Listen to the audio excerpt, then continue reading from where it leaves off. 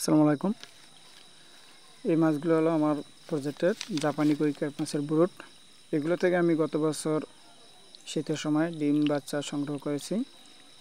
আলহামদুলিল্লাহ অনেকগুলি ডিম বাচ্চা উৎপাদন করেছি গত বছর। এবছর আলহামদুলিল্লাহ মাছগুলি চেক করেছি, পেটে যথেষ্ট পরিমাণে ডিম রয়েছে।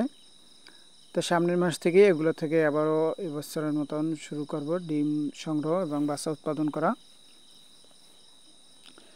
আলহামদুলিল্লাহ কই কার্প মাছগুলোর কালার এবং কোয়ালিটি মাশাআল্লাহ খুবই ভালো। তো আমাদের বাড়িতে বেশ কিছু সুপারি গাছ রয়েছে। তো সকালবেলা একটি ছেলে আসছে সুপারি পাড়ার জন্য। তো ওকে দিয়ে বেশ কয়েকটি গাছ থেকে এই যে সুপারি পাড়তেছি।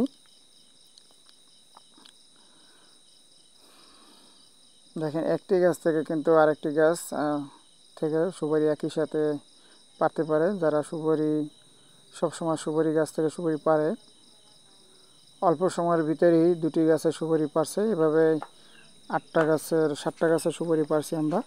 দেখেন সুপারিগুলোর সাইজ কিন্তু আলহামদুলিল্লাহ খুবই ভালো, অনেক বড় বড় সাইজ।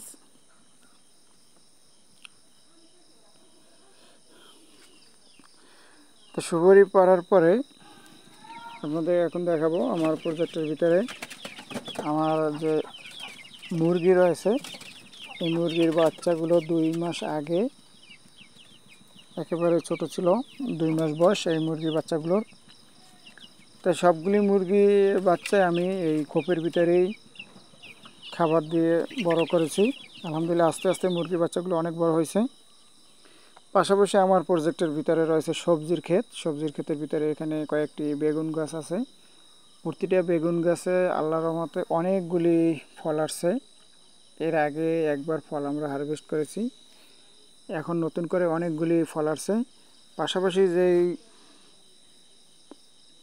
পলিথিন দিয়ে ঢাকা জায়গাগুলোতে ধনিয়া বীজ বপন করেছি এবং পাশাপাশি রয়েছে লাল শাক।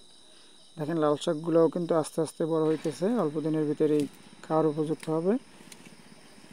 তো কয়েকদিন আগে আমার বাড়িতে বেশ কিছু বনাজি গাছ ছিল, সবগুলি গাছ আমি বিক্রি করে দিয়েছি। যেহেতু বাড়িতে ফলের গাছ রাখবো শুধুমাত্র, অন্য কোনো গাছ বাড়িতে রাখবো না, তো সেজন্য সব গাছ, যে কয়টি গাছ ছিল সবগুলি গাছ বিক্রি করে দিয়েছি। আজকে যারা গাছ কিনেছেন তারা গাছগুলি নিতে আসছে।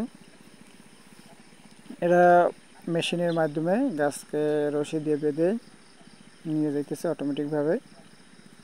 তা আজকে সবগুলি গাছ তারা নিয়ে গেছে। আমার যে খালি জায়গাগুলো রয়েছে অল্প দিনের ভিতরেই এবছর বেশ কিছু ফলের গাছ লাগিয়েছি, আরও বাকি অনেকগুলি ফলের গাছ লাগাতে হবে। শুধুমাত্র বাড়িতে ফলের গাছ রাখবো, অন্য কোনো গাছ আর রাখবো না। এবছরের শুরুতে আমি বেশ কিছু ফলের গাছ নিয়েছি। এখানে রয়েছে 12 মাসি কাঁঠাল এবং বোম্বাই লিচু, আনার গাছ, এগুলি অলরেডি লাগানো আছে।